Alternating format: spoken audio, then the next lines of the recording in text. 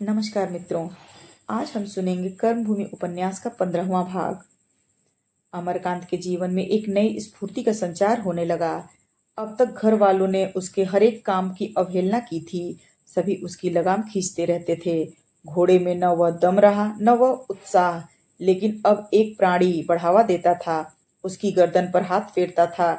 जहां उपेक्षा या अधिक से अधिक शुष्क उदासीनता थी, वहां अब एक रमणी का प्रोत्साहन था जो पर्वतों को हिला सकता है, मुर्दों को जिला सकता है। उसकी साधना जो बंधनों में पड़कर संकुचित हो गई थी, प्रेम का आश्रय पाकर प्रबल और उग्र हो गई। अपने अंदर एक ऐसी आत्मशक्ति उसने कभी न पाई थी। सकीना अपने प्रेम स्रोत से उसकी साधना को सींचती रहती है। यह स्वयं अपनी रक्षा नहीं कर सकती थी, पर उसका प्रेम उस ऋषि का वरदान था जो आप भिक्षा मांगकर भी दूसरों पर विभूतियों की वर्षा करता है। अमर बिना किसी प्रयोजन के सकीना के पास नहीं जाता। उसमें वह उद्दंडता भी नहीं रही। समय और अवसर देखकर काम करता है। जिन वृक्षों की जड़ें गहरी होती हैं, उन्हें बार बार सींचने की जरूरत नहीं होती। वह जमीन से ही आर्द्रता खींचकर बढ़ते और फलते फूलते हैं। सकीना और अमर का प्रेम वही वृक्ष है। उसे सजग रखने के लिए बार बार मिलने की जरूरत नहीं। डिग्री की परीक्षा हुई, पर अमरकांत उसमें नहीं बैठा। अध्यापकों को विश्वास था उसे छात्रवृत्ति मिलेगी। यहाँ तक कि डॉक्टर शांति कुमार ने भी उसे बहुत समझाया, पर वह अपनी जिद पर अड़ा रहा।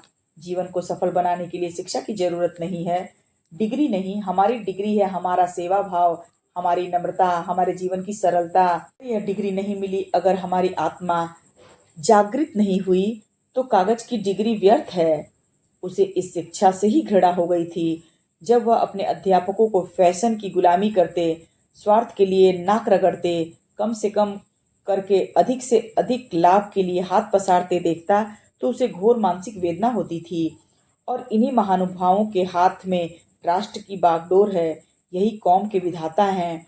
इन्हें इसकी परवाह नहीं कि भारत की जनता 2 आने पैसे पर गुजर करती है। एक साधारण आदमी को साल भर में 50 से ज्यादा नहीं मिलते। हमारे अध्यापकों को 50 रुपए रोज चाहिए। अब अमर को उस अतीत की याद आती है जब हमारे गुरुजन झोपड़ों में रहते थे, स्वार्थ से अलग, लोभ से दूर, सात्विक जीवन के आदर्श, निष्काम सेवा के उपासक। वह राष्ट्र से कम लेकर अधिक से अधिक देते थे। वह वास्तव में देवता थे। और एक यह अध्यापक हैं जो किसी अंश में भी एक मामूली व्यापारी या राज्य कर्मचारी से पीछे नहीं। इनमें भी वही दंभ है, वही धन मद है, वही अधिकार मद है। हमारे विद्यालय क्या हैं? राज्य के विभाग हैं, और हमारे अध्यापक उसी राज्य के अंग हैं। ये खुद अंधकार में पड़े हुए हैं, प्रकाश क्या फैलाएंगे? वे आप अपने मनोविकारों के कैदी हैं।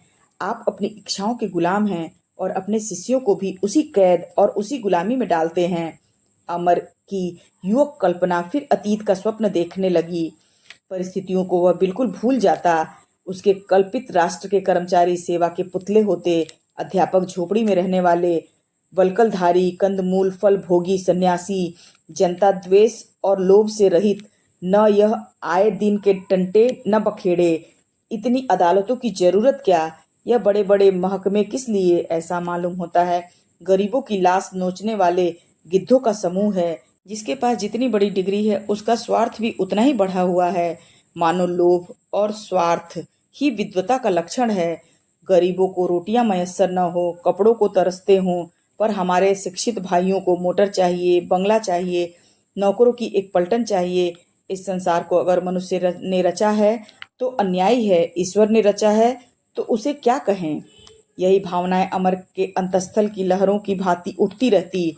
वह प्रातःकाल उठकर शांति कुमार के सेवाश्रम में पहुंच जाता और दोपहर तक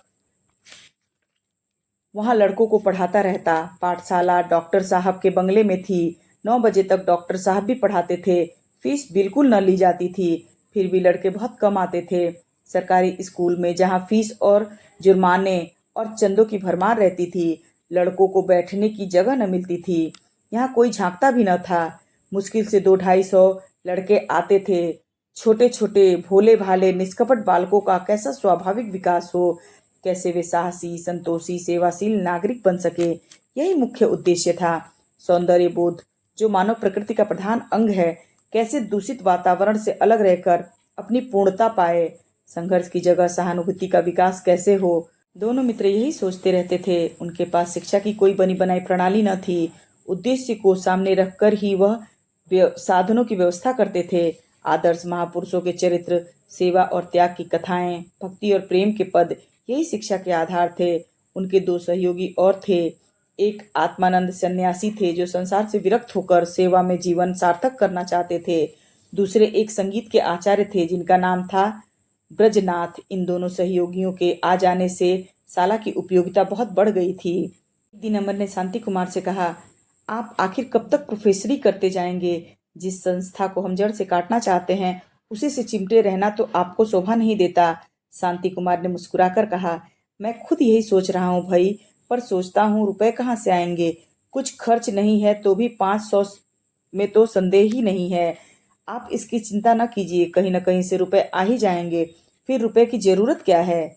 मकान का किराया है, लड़कों के लिए किताबें हैं और बीसों ही खर्च हैं। क्या क्या गिनाऊं? हम किसी वृक्ष के नीचे 2 लड़कों को पढ़ा सकते हैं। तुम आदर्श की धुन में व्यवहारिकता का बिल्कुल विचार नहीं करते। कोरा आदर्शवाद ख्याली पुलाव है। अमर ने चकित होकर कहा, मैं तो समझता था आप भी आदर्शवादी हैं। शांति कुमार ने मानो इस चोट को ढाल पर रोक कर कहा, मेरे आदर्शवाद में व्यवहारिकता का भी स्थान है। इसका अर्थ यह है कि आप गुड़ खाते हैं और गुलगुले से परहेज करते हैं। जब तक मुझे रुपए कहीं से न मिले, तुम ही सोचो मैं किस आधार पर नौकरी का परित्याग कर दूं। पाठशाला मैंने खोली है, इसके संचालन का दायित्व तो मुझ पर है। इसके बंद हो जाने पर मेरी बदनामी होगी। अगर तुम इसके संचालन का कोई स्थायी प्रबंध कर सकते हो तो मैं आज ही इस्तीफा दे सकता हूँ, लेकिन बिना किसी आधार के मैं कुछ भी नहीं कर सकता। मैं इतना पक्का आदर्शवादी नहीं हूँ। अमरकांत ने अभी सिद्धांत से समझौता करना न सीखा था।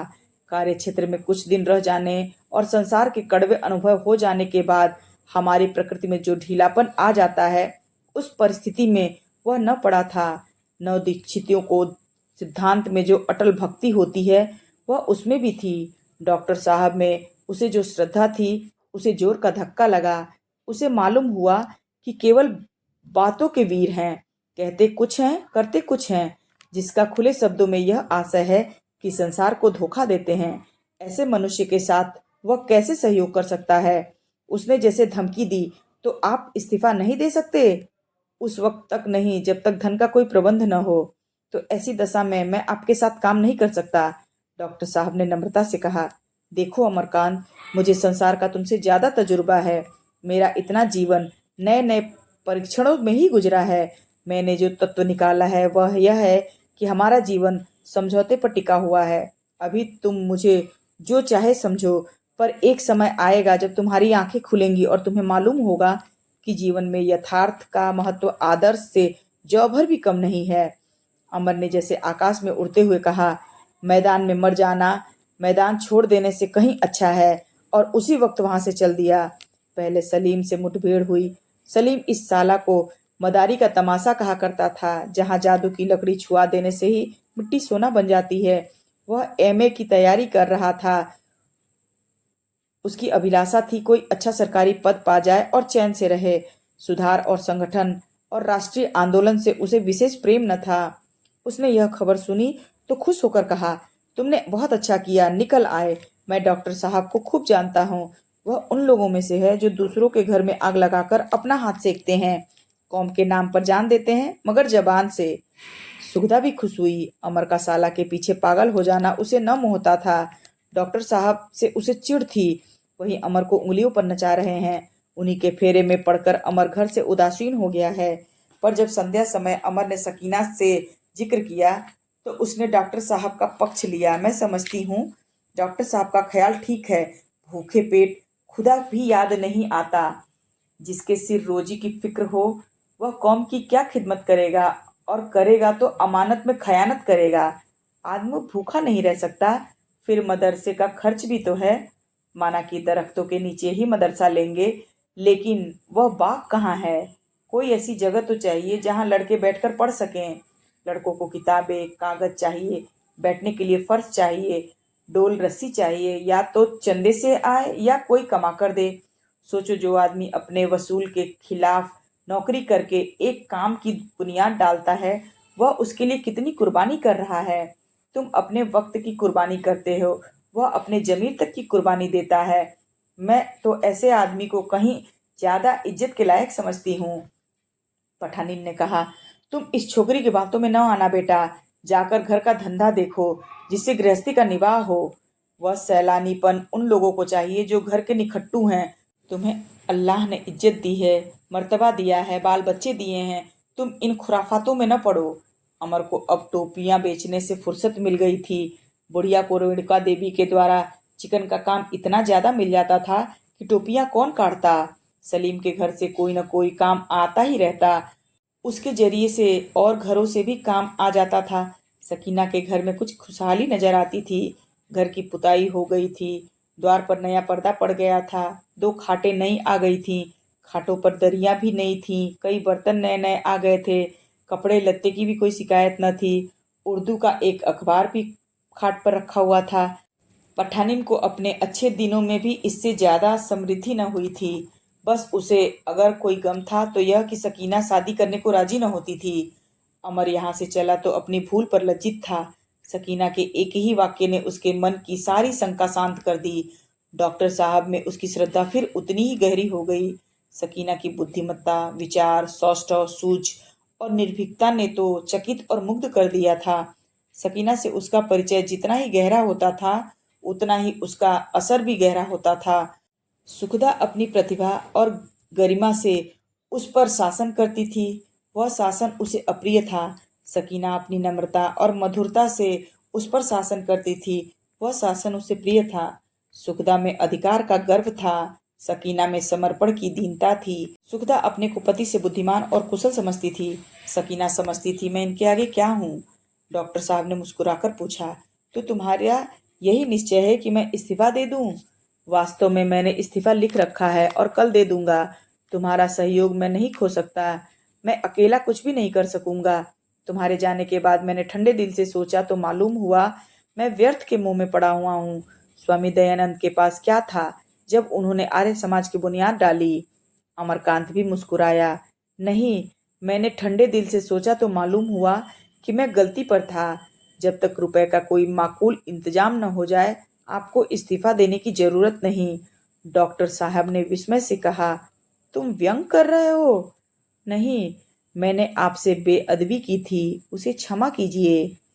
आप सुन रहे थे कर्मभूमि उपन्यास का 15वां भाग। मिलते हैं अगले भाग के साथ। तब तक आपका समय शुभ हो। धन्यवाद।